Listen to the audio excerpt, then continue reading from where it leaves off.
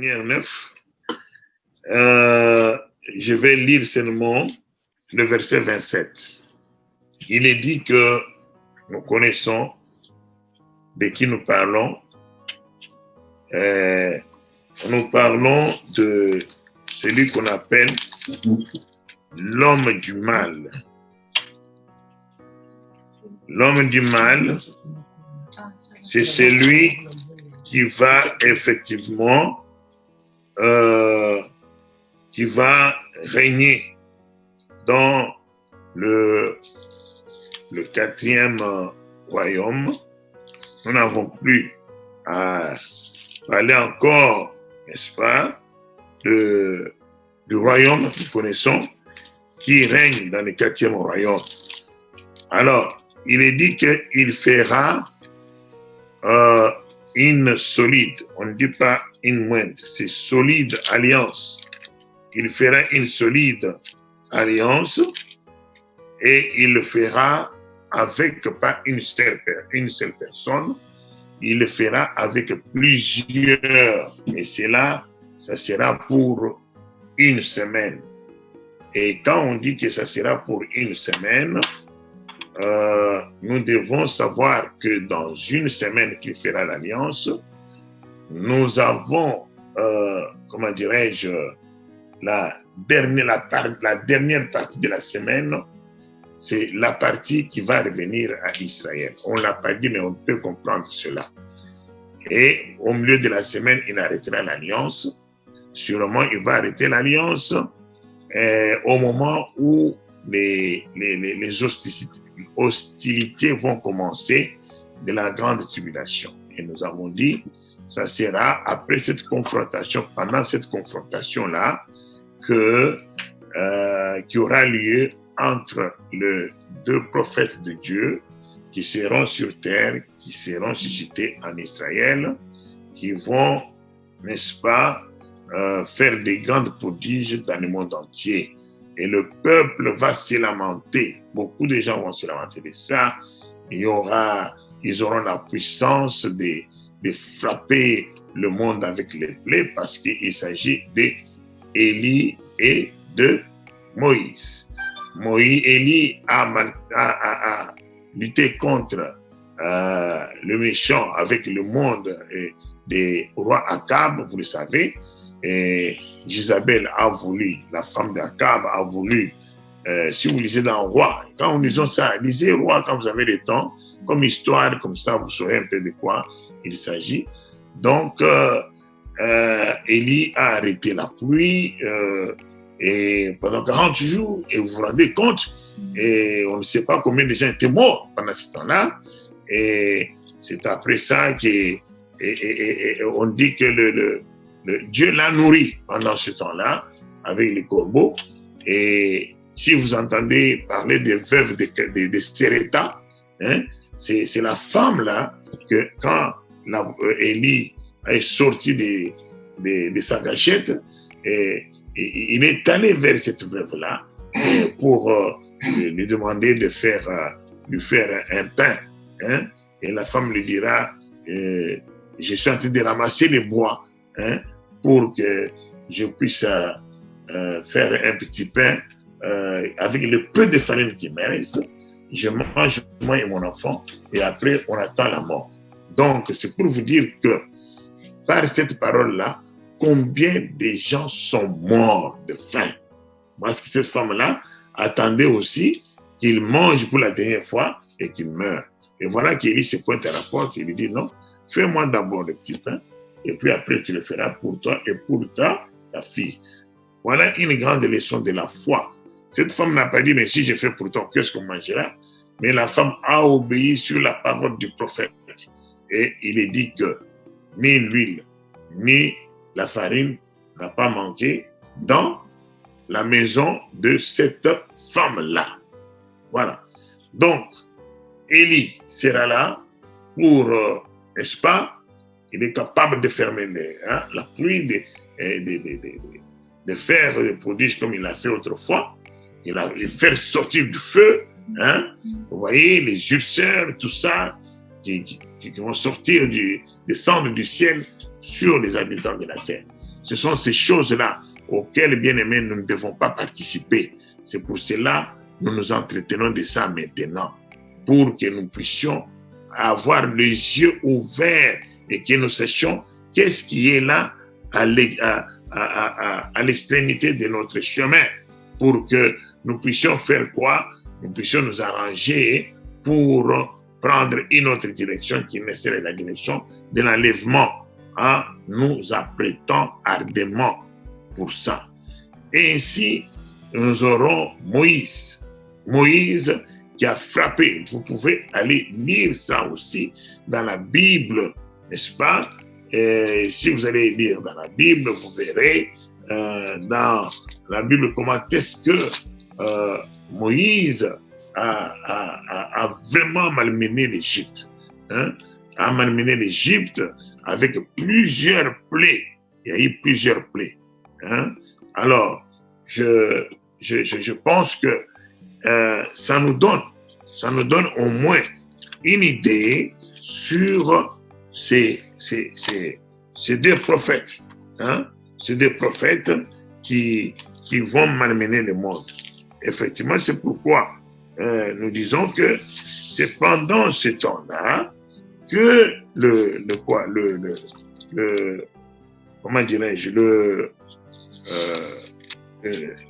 l'homme méchant va aller, comment dirais-je, il va aller couper l'alliance, avec Israël.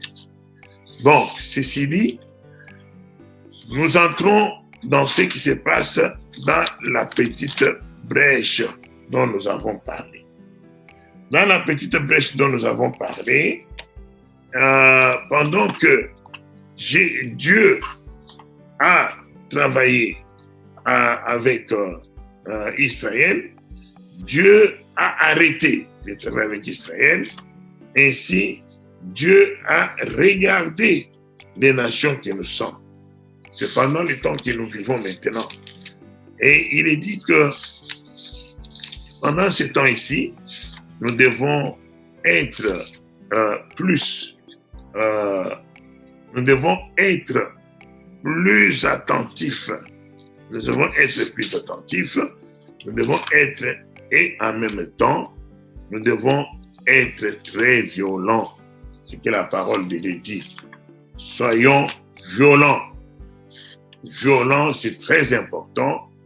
Il ne faut pas vous laisser par la ruse de l'ennemi, mais vraiment que nous puissions être violents avec nous-mêmes, violents avec le péché, violents avec la prière, violents dans tout ce que nous allons entreprendre. C'est très important. Oui, c'est bien, il y a le frère Patrick, merci. Il nous a balancé, si vous voulez avoir vos carnets, vous pouvez écrire.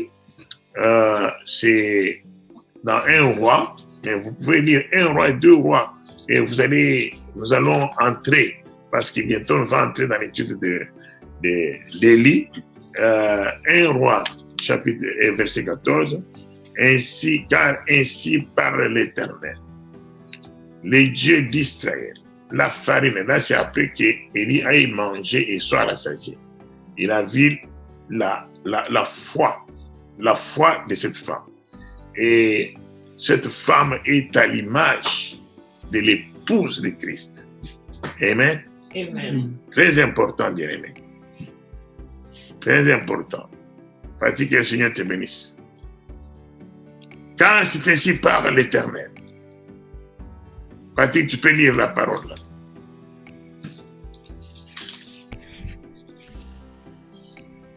Car c'est ainsi que parle l'Éternel, le Dieu d'Israël. La farine qui est dans le pot ne manquera point, et l'huile qui est dans la cruche ne diminuera point, jusqu'au jour où l'Éternel fera tomber de la pluie sur la face du sol. Amen. Amen. Amen. Et pour ceux qui veulent lire, avant que j'explique cette parole, ceux qui veulent lire Exode, ils peuvent lire Exode 10, même pas 10, ils peuvent commencer par Exode. Tout l'Exode à partir de 8, 9, 10. Lisez ça. Vous allez voir comment Moïse a malmené Pharaon avec des plaies. Et vous verrez que ces plaies-là sont semblables à ceux qui viendront dans la grande tribulation. Quand on nous montre ces choses, ce n'est pas comme une histoire. Dieu, souvenez-vous que Dieu agirait en son nom. Parce qu'au-dessus de Dieu, il n'y a personne. C'est pourquoi on dit, il gira à lui-même. Il est descendu et il gira à celui qui est assis sur le trône. Il gira à celui qui vit au siècle des siècles. Et nous devons être très sérieux avec ça.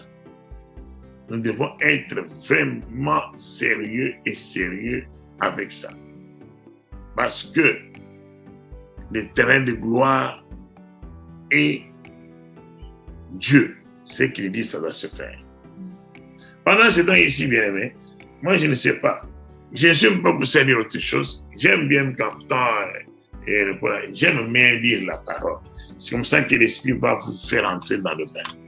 Alors, nous sommes dans notre parenthèse et nous avons dit que dans la parenthèse, c'est là, j'ai déjà prêché sur les 4 êtres vivants, on n'y revient plus, hein, et sur les 4 chevaux.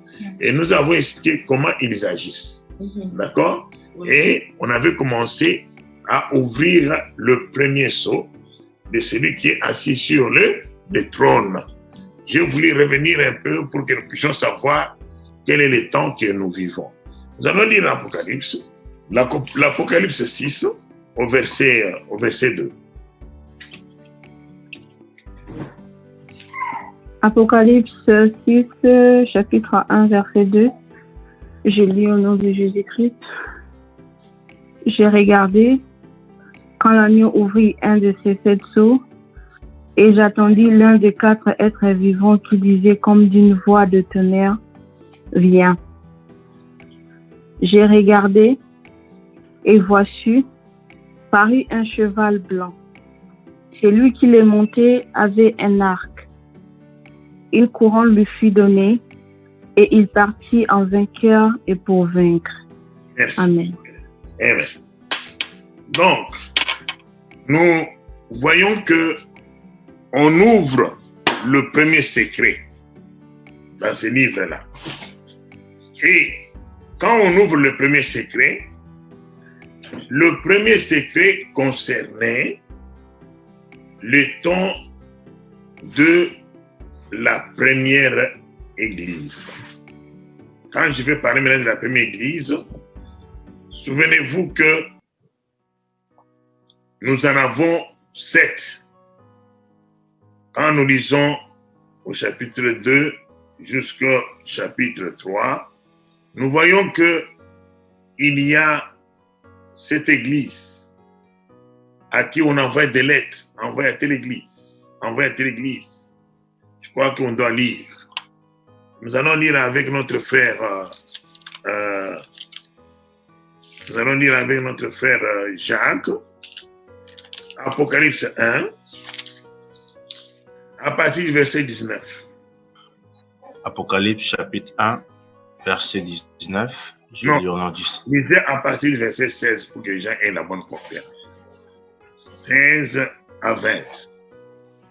Vous l'écrivez dans vos carnets, c'est important. Apocalypse chapitre 1, du verset 16 au verset 20. Je lis au nom du Seigneur Jésus-Christ. Il avait dans sa main droite 7 étoiles. De sa bouche sortait une épée aiguë à 2 tranchants. Et son visage était comme le soleil, qu'il brille dans sa force. Quand je le vis, je tombai à ses pieds comme mort. Il posa sur moi sa main droite en disant... Attendez d'abord. Le verset 16 dit, il avait dans sa main droite, pas la main gauche, sa main droite, sa main forte, toute force, puissance. C'est ça qu'il avait. Qu'est-ce qu'il avait? Il avait 7 étoiles. Amen. Amen. Apocalypse 9 et Daniel 9, il nous est dit, ceux qui amèneront la justice, qui enseigneront la justice aux plusieurs, brilleront comme les étoiles. Ça vous donne déjà une lueur, les étoiles là, c'est quoi?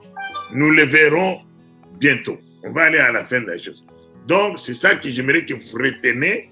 Ce n'était pas dans la main gauche, mais c'était à sa droite. C'était à sa droite. De la même manière, n'est-ce pas, que le dernier cercle, le 4 étoiles vivant, était le dernier cercle de la sécurité de l'Éternel. Et je vous ai dit que ce sont les 4 êtres vivants qui vont venir sur terre dans son esprit. Amen.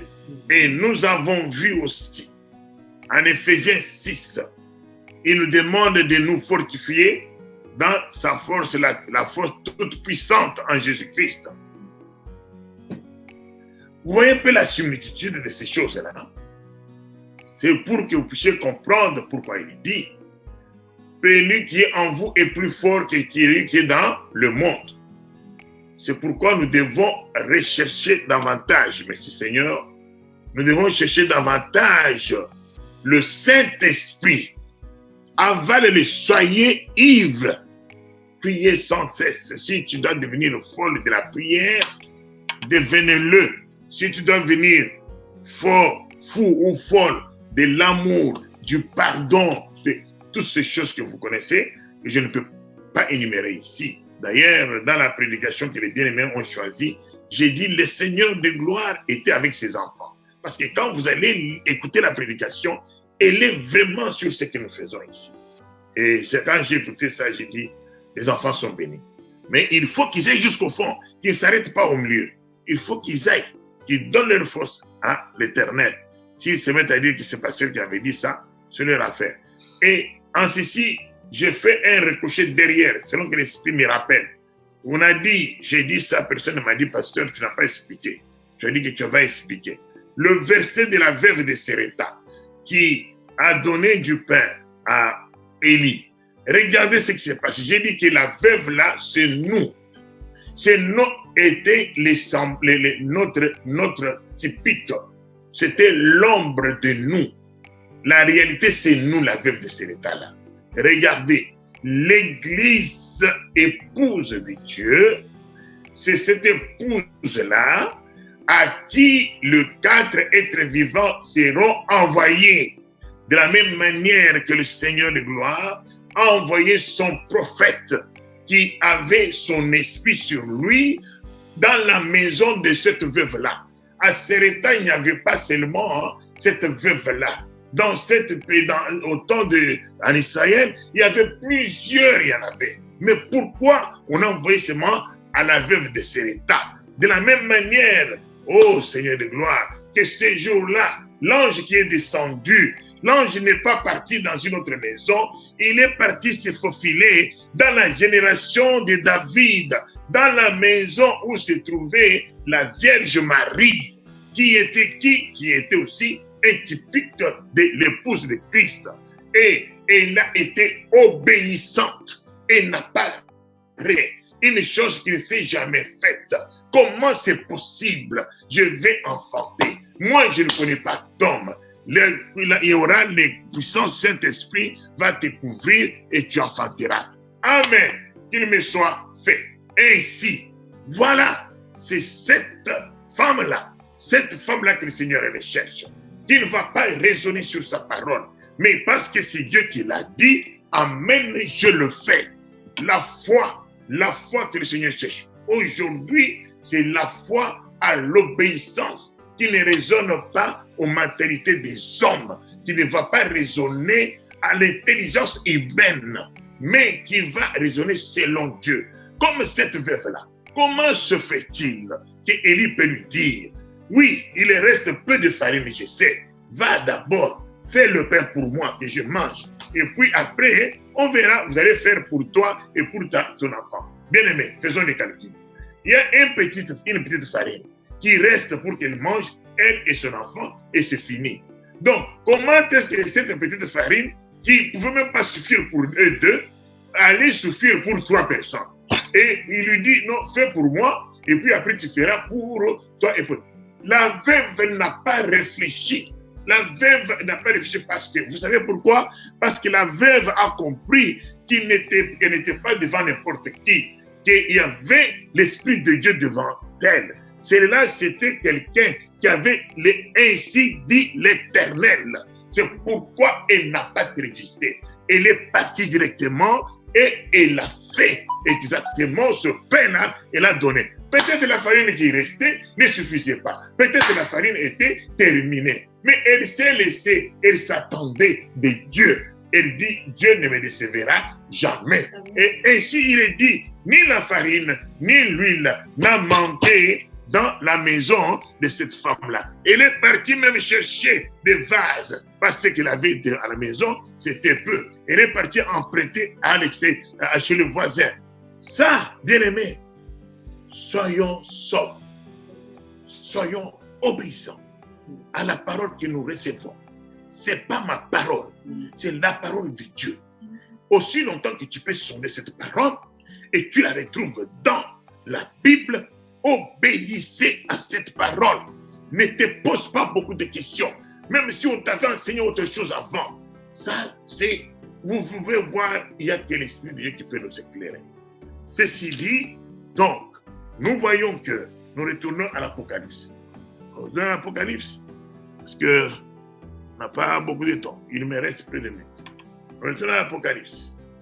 À l'Apocalypse, bien aimé, où nous retournons, nous voyons que il avait cette étoile dans sa main droite.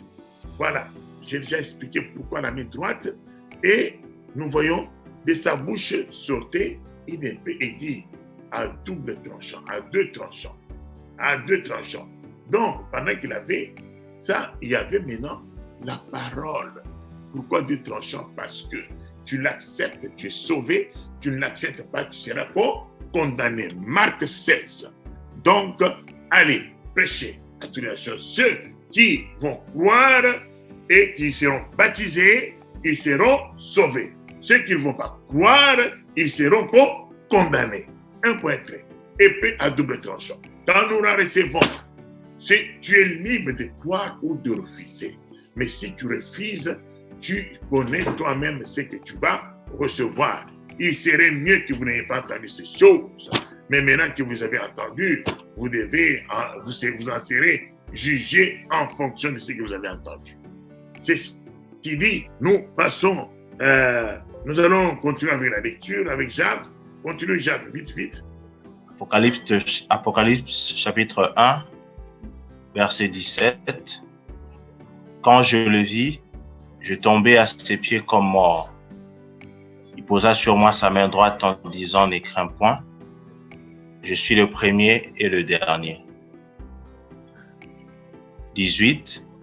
Et le vivant. J'étais mort et voici je suis vivant au siècle de siècles. Je tiens le clé de la mort et du séjour des morts. Je dis les 7 étoiles sont liées à la mort et à la vie. Il donne la mort, il donne aussi la vie. Est-ce que vous avez bien compris? Il tient dans sa main les clés de la mort et du séjour des morts. Or, on nous a montré plutôt qu'il tenait cette étoile dans sa main droite. Nous verrons que cette étoile, c'est quoi? Cette étoile, c'est quoi? Continuons, Jacques. 19. Écris donc les choses que tu as vues, de celles qui sont et celles qui doivent arriver après elles. Voilà. C'est là où on commence à lui dire écris déjà. Donc, écris ces choses-là, ça va aller jusqu'à la fin. On continue. Le mystère de cette étoile. Arrête. Dieu lui-même commence à ouvrir les secrets. Là, il ne cache rien. Il donne les secrets. Il ouvre. Parce que quand il voit les étoiles, il ne comprenait rien. Maintenant, il lui donne maintenant la signification. Lis. Le mystère de cette étoile que tu as vue dans ma main est de 7 chandeliers d'or. Les 7 étoiles sont les anges de 7 églises et les 7 chandeliers sont les 7 églises. Amen. Il se tenait au milieu des 7 chandeliers. D'accord? Il lui dit que les 7 chandeliers que tu as vus là, où je suis au milieu, c'est les 7 églises. C'est pourquoi on dit qu'il est maintenant dans l'église. Maintenant, voilà, il est dans l'église. Pourquoi? Vous voyez comment il est? La manière dont il paraît, c'est dans la manière dont il veut que l'église soit. Vous voyez? C'est pour cela que nous cherchons les sentiments qui étaient en Christ qui nous habitent. Parce que nous devons exercer le pouvoir de Christ en nous. C'est ça que ça veut dire. La parole de Christ vient habiter en nous, c'est lui qui le fera. Quand tu pries pour le malade, ne crois pas que c'est toi. Si tu penses que c'est toi, tu vas voir et rien voir. Mais quand tu pries pour le malade, sache que Christ est en toi, à ce moment-là, c'est lui qui va accomplir sa parole. Amen. Amen. Amen. Et alors, maintenant, il dit que les 7 étoiles sont les anges. Je vous ai déjà dit, quand on parle d'un ange, ça veut dire, dans la parole de Dieu, c'est un messager. Vous voyez? Comme ceux qui viendront là, on dit après l'enlèvement, ceux qui viendront en Israël sont des messagers, mais on va les appeler les anges. Vous voyez? Ce sont des messagers. Le langage ange, hein, ce sont des messagers. Donc, c'est pourquoi ces gens-là, au bout de leurs lèvres, ils ont le pouvoir sur la mort et sur le séjour des morts. Vous voyez? Comment ils ont ce pouvoir là-bas? Quand ils parlent de leur bouche, ils révèlent les choses cachées qui amènent les hommes à la vie. Mais quand les hommes ne vont pas écouter ce qu'ils vont prêcher, ça veut dire que ces hommes-là vont aller à la mort. À la mort ici, ce n'est pas une mort physique, c'est la mort spirituelle de l'âme, de l'esprit et du corps. Amen. Amen. N'est-ce pas? Alors, c'est ainsi, nous avons compris ici que nous avons 7 églises. Mais je ne m'irai pas, et je dis ici, la première, je ne veux pas vous troubler d'abord aujourd'hui, dans le positionnement de cette église et dans le positionnement des 4 êtres vivants. Ça va vous troubler. Mais dites-vous qu'ici, pendant les âges de cette église-là, les 4 êtres vivants planent dessus. Amen. Je vous montrerai. Il y a un 4 êtres vivants qui va avoir 2, l'autre va avoir un seul, ainsi de suite. OK? Comme par exemple, les derniers 4 êtres vivants, il prend seulement les 7e église. Vous voyez? Il en reste 3. Vous voyez? Vous avez un peu une idée. Mais ne vous troublez pas sur ça. Maintenant, je voulais seulement vous positionner maintenant comment les églises, les églises, ce sont toujours des époques. Si vous voulez faire la situation linéaire, comment ça va se succéder, parce qu'on parle du temps, vous saurez maintenant disposer la statue de Babylone, la vision de Daniel, les 70 semaines de Daniel, alors les 4 êtres vivants, les chevaux et les 7 églises. Vous voyez? Mais je vous épargne encore en ce qui concerne les 7 églises. Donc, maintenant, attaquer le premier saut. Le premier saut, bien-aimé, on dit que c'est le premier être vivant qui appelle. Il appelle, vous voyez quand on dit il appelle, hein? Regardez, quand il dit il appelle là, il y a un tonnerre. Il dit, j'ai regardé, quand l'agneau ouvrit, regardez, Jean, oh Seigneur de gloire, regardez ces choses. Lisons tout d'abord le chapitre 4. Vous écrivez, j'espère. Hein? Lisez le chapitre 4. Allons-y au chapitre 4. 4, Jacques. Lis le premier verset, à partir du premier verset. Lis. Apocalypse 4, à partir du premier verset.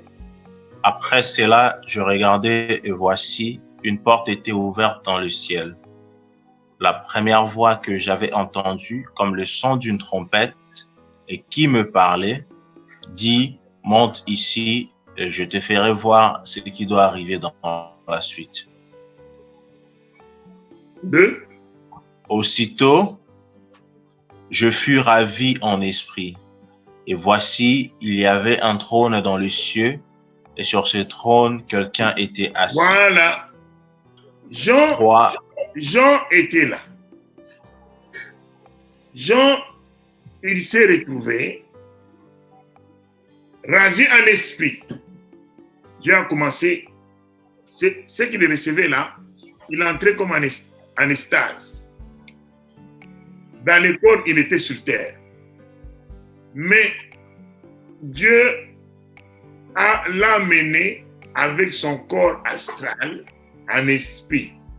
Parce qu'il est allé voir des choses qui ne sont pas permis au corps de voir, au sang, ni à la chair. Et quand il est arrivé là, et qu'est-ce qu'il regarde? C'est le Seigneur Jésus-Christ qu'il voit. Il n'avait pas su que c'était lui. C'est ce qu'il a raconté au premier verset. Il a eu peur, parce que c'était ce qu'il a vu, c'était extraordinaire. C'est ce que nous venons de lire. Il a vu le Seigneur Jésus-Christ debout, ceci, cela, avec des... Il a commencé à lui dire ça, ne crains pas, j'ai la clé des cieux des morts, tout ça. Hein? Et puis il lui dit, écris ce que tu vois. Jean écrit. Maintenant, il dit aux gens, il lui donne le premier secret par rapport aux 7 chandeliers et aux étoiles. C'est compris. Maintenant, qu'est-ce qui se passe? Il commence à lui dire, écris. Quand il dit écrit là, dans le corps, Jean, il disait des choses et les gens écrivaient. Les gens qui étaient avec lui à côté, ils écrivaient. Ils écrivaient, écris ça, écris. Et Jean répétait. Il voyait ce qu'il écrivait. Maintenant, qu'est-ce qui se passe? Jean, maintenant, dans son extase là toujours, il entend une voix, on l'appelle, on dit, il voit une porte ouverte. Et dans le ciel, il dit, viens, monte ici. Et il dit bien sûr que c'est un esprit là qui est parti, il se retrouve devant le trône de Dieu. Il commence à voir des choses qui vont se passer dans le ciel. C'est là où il voit les trônes et personne n'a vu les trônes comme Jean l'a vu. Amen. Amen. Alors, moi je ne sais pas, quand je sens ces choses, je sens des fois comme une force me ferme, me toucher le cœur. Je ne sais pas si vous le sentez aussi. Quand quelqu'un t'a dit qu'il te raconte quelque chose qu'il a vu, qu'il n'est que lui qui a vu ça. Mais la chose là concerne tout le monde. On doit être attentif. Même si on a des sommets, les sommets doivent terminer. Même si on aimait le péché là, c'est la haine du péché qui va finir à nous. C'est pourquoi il est dit que cette parole prépare les gens à l'enlèvement. Ce n'est pas une parole comme morale, non. C'est très sérieux. Personne, ni Abraham, ni Moïse, ni tous les prophètes du temps passé, ni les apôtres, il y en a que 3 qui ont vu un soupçon. On en parlait à l'île de la transfiguration. Personne. Il n'y a que lui, l'homme dont l'Éternel avait aimé tellement, à tel point qu'il venait se coucher dans sa poitrine. Amen. Amen. Il a dit à Jean d'abord qu'il va le trahir. Vous voyez? Les apôtres disent, Jean, demande-lui, c'est qui? Parce que Jean était très proche de Jésus-Christ. C'était le plus jeune. Quand Jean lui a posé la question, c'est comme s'il répondait à Jean, mais les autres l'entendaient aussi. Amen. Amen. Amen. Amen. Ce que Jean nous dit ici, c'est ce que Dieu lui a dit. Oh, Saint-Esprit. De la même manière que Dieu, dans la chair humaine, a livré le secret de son cœur, que personne ne connaissait. Il a livré aux apôtres en répondant à Jean. Ce qui est dit à Jean n'est pas dit seulement à Jean, il est dit à nous tous. Amen. Ainsi, Jean a vu le ciel. Jean a vu le trône. Pour la première fois, Jean décrit le trône comme il est. Et voilà toutes ces choses-là. Et maintenant, dans le verset que notre bien-aimé vient de lire, c'est quand on a demandé qui peut ouvrir les livres de celui qui est sur le trône. Personne. J'ai déjà expliqué ça. Mais de celui qui était sur le trône, un agneau est sorti, comme immolé. C'est Dieu humilié qui était en Jésus-Christ. Homme, 100%, Dieu, 100%, avec le corps là transpercé. C'est pourquoi quand nous appelons le sang de Jésus-Christ, ne blâmons pas. Il ne faut pas appeler ce sang-là dormant. Le sang de Jésus-Christ, il ne faut pas. Il faut être sérieux. Tant mieux ne pas l'appeler. Alors, Jean l'a vu. Il a pris le livre. Maintenant, quand il a commencé à casser les secrets qui étaient dans les livres, Jean voyait. C'est ce qui est donné au premier et au deuxième verset. Le premier saut, il casse et tout. Bon!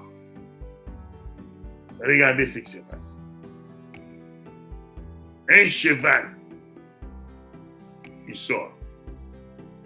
Mais qui était entré en action avant? C'est l'être vivant, le lion qui a appelé, le premier être vivant. Il vient avec ce qui était dans la main, les prophètes. Amen. Les étoiles, les messagers. Ça vient à eux et ils transfèrent. Et c'est ainsi que nous avons le veau et nous avons le lion. Le lion est arrivé. C'était la puissance, la première puissance de Dieu qu'il a donnée. C'est cette puissance, le lion de Juda, qui est tombée dans la première pluie que nous avons lue avec vous. Vous voyez? On a prêché sur l'avant et l'arrière-pluie. C'était le lion. C'est lui qui a conduit les apôtres. Mais pendant que les lions étaient là, il y avait le cheval blanc. Le cheval blanc qui entrait aussi en action, qui chevauchait. On lui dit ceci. Le cheval blanc là, Jean a écrit seulement. Il ne connaissait rien. Il a écrit. Mais quand, qu'est-ce que j'ai dit? Jean a vu. Il a su la réponse. On lui a interprété ça. Mais nous avons vu qu'en Apocalypse 10, quand Jean a voulu écrire, on lui a dit n'écris pas. Est-ce qu'on se comprend bien? Ces livres-là, c'est chevauche. Sinon, vous pouvez vous perdre. En Apocalypse 10, on lui a dit qu'est-ce que c'est le cheval. Jean savait. Mais il a voulu écrire. On lui a dit non, n'écris pas. C'est pourquoi Jean ne s'est pas lui poser la question comme Daniel. Daniel a vu des choses. Il s'est posé des questions. On a dit dors. Hein? Mais à la fin, Jean arrive à son temps, il voit. Il veut écrire, on lui dit non, n'écris pas. C'est pour vous dire l'importance de ce que nous sommes en train de voir maintenant là. C'est très important. Pourquoi nous voyons ça? Nous ne sommes pas là pour autobéter les Massapongi, non. C'est quelque chose de très solide. Qu'est-ce que c'est le cheval blanc? Ça s'appelle, écrivez, ça s'appelle le faux prophète. Il est faux. C'est pourquoi Paul s'est attaqué beaucoup à ces faux prophètes. Ils ont commencé au temps de Paul. Un faux prophète. C'est pourquoi Christ les rappelait, vous êtes des tombeaux blanchis. Dehors, vous êtes blancs. Mais au-dedans, il y a les ossements, les cadavres, et ça pue mauvais. Ce sont genre de camouflage. Ils sont des loups avec la peau des brebis pour venir manger les brebis. Ils mettent la peau des brebis, les brebis vont voir, ah, c'est brebis, quand les brebis s'approchent, oh, c'est un loup, pouf, il l'attrape. Un faux prophète. Il y en a eu. Ce sont eux qui vont commencer avec ce qu'on appelle les œuvres des Nicolaïtes. Le cheval blanc, c'est le faux prophète. Regardez, il y avait quelqu'un qui montait ce cheval-là. Il a sûrement l'arc. Regardez-le, il a sûrement l'arc. Mais il n'a pas la flèche. Il a seulement l'arc. Ça veut dire que la puissance était petite. Il allait pour vaincre, mais ce n'est pas un vainqueur. Il allait pour vaincre. Ce n'est pas le Seigneur Jésus-Christ. Non, on verra le Seigneur Jésus-Christ. Ces paroles-là ne s'adressent pas au Seigneur Jésus-Christ. C'est un faux prophète. Il va pour vaincre. Il a l'arc.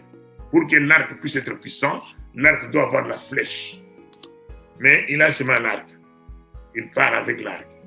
Il fait peur pour rien. La l'arc seulement. Alors, donc, il a agi quand? Il agit au temps de Paul. Paul était la première étoile. J'avais déjà prêché sur ça.